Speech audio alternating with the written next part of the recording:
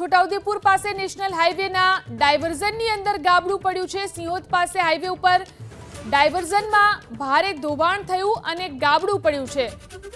અહીં 2.31 કરોડના ખર્ચે ભારજ નદી ઉપર ડાયવર્ઝન બનાવવામાં આવ્યું હતું, જેમાં ગાબડું પડી ગયું। ગયા વર્ષે બ્રિજ બેસી જતા રસ્તો બંધ કરવામાં આવ્યો હતો, તો આ વખતે અહીં ગાબડું પડી ગયું છે। ડાયવર્ઝન નીચેના ભાગે ધોવાણ થઈ ગયું છે। તો ગત વર્ષે નેશનલ હાઈવે ઉપર બ્રિજ બેસી જતા બ્રિજને બંધ કરવામાં આવ્યો હતો।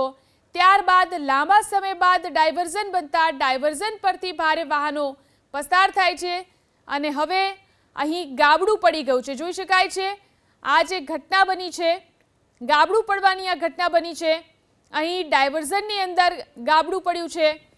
2.31 કરોડના ખર્ચે ભારજ નદી ઉપર આ પાકું ડાયવર્ઝન બનાવવામાં આવ્યું, જેની અંદર ધોવાણ થઈ ગયું છે।